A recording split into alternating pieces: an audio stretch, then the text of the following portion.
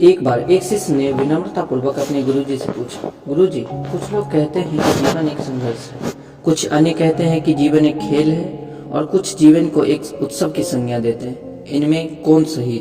गुरुजी ने तत्काल बड़े ही धैर्यपूर्वक उत्तर दिया, पुत्र, जिन्हें गुरु नहीं मिला उनके लिए जीवन एक संघर्ष है, जिन्हें गुरु मिल गया उनका जीवन एक खेल है, और जो लोग गुरु द्वारा बताए गए मार्ग पर चलने लगते हैं मात्र वे ही जीवन को एक उत्सव का नाम देने का साहस जुटा पाते हैं। यह उत्तर सुनने के बाद भी शिष्य पूरी तरह से संतुष्ट न था। गुरुजी को इसका आभास हो गया। वह कहने लगे, लो, तुम्हें इसी संदर्भ में एक कहानी सुनाता हूँ। ध्यान से सुनोगे तो स्वयं ही अपने प्रश्न का उत्तर पा सकोगे। गुरुजी कहानी कहने लगे। एक बार की बात है कि किसी गुरुकुल में 3 शिष्यों ने अपना अध्ययन संपूर्ण करने पर अपने गुरुजी से यह बताने के लिए विनती की कि उन्हें गुरु दक्षिणा में उनसे क्या चाहिए। गुरुजी पहले तो मन मन मुस्कुराए और फिर बड़े स्नेह पूर्वक कहने लगे, मुझे तुमसे गुरु दक्षिणा में एक थैला भर के सूखी पत्तियां चाहिए, ला सकोगे? वे तीनों मन ही मन बहुत प्रसन्न हुए, क्योंकि उन्हें लगा कि वे बड़े आसानी से अपने गुरुजी की इच्छा पूरी कर सकेंगे। सूखी पत्तियां तो जंगल में सर्वत्र बिखरी ही रहती है। वे उत्साह पूर्वक एक ही स्वर में बोले, जी गुरुजी, जैसी आप। अब वे तीनों शिष्य चलते चलते एक समीपस्थ जंगल में पहुंच चुके थे, लेकिन यह देखकर कि वहां पर तो सूखी पत्तियां केवल एक मुट्ठी भर ही थी, उनके आश्चर्य का ठिकाना न रहा। वे सोच में पड़ गए कि आखिर जंगल से कौन सूखी पत्तियां उठाकर ले गया होगा। इतने में ही उन्होंने दूर से आता हुआ कोई किसान दिखाई दिया। उसके पास पहुंचकर उससे विनम्रता पूर्वक याचना करने लगे कि वह उन्हें केवल एक थैला भर सूखी पत्तियां दे दे। अब उस किसान ने उनसे क्षमा याचना करते हुए उन्हें यह बताया कि वह उनकी मदद नहीं कर सकता, क्योंकि उसने सूखी पत्तियां का ईंधन के रूप में पहले ही उपयोग कर लिया था। अब वे तीनों पास में ही बसे गांव की ओर इस आशा से बढ़ने लगे थे कि हो सकता है वहां उस गांव में उनकी कोई सहायता कर सके। वहां पहुंचकर उन्होंने जब एक व्यापारी को देखा तो बड़ी उम्मीद से उससे एक थैला भर सूखी पत्तियां देने के लिए प्रार्थना करने लगे, लेकिन उन्हें फिर से एक बार निराशा ही हाथ लगी, क्योंकि उस व्यापारी ने तो पहले ही कुछ पैसे कमाने के लिए सूखी पत्तियों के डोने बनाकर बेच दिए थे।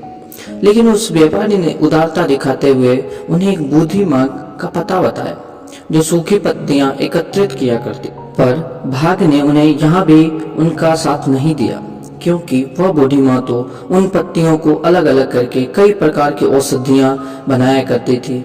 अब निराश होकर वे तीनों खाली हाथ ही गुरुकुल लौट गए। गुरुजी ने उन्हें देखते ही स्नेह पूर्वक पूछा, पुत्रों, ले आए गुरु दक्षिणा? तीनों ने सर झुका लिया।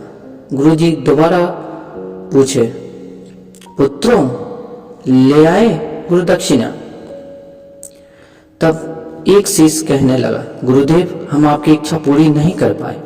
हमने सोचा था कि सूखी पत्तियां तो जंगल में ही सर्वत्र बिखरी ही रहती होंगी, लेकिन बड़े ही आश्चर्य की बात है कि लोग उनका भी कितनी तरह से उपयोग करते हैं। गुरुजी फिर पहले ही की तरह मुस्कुराते हुए प्रेम पूर्वक बोले, निराश क्यों होते हो?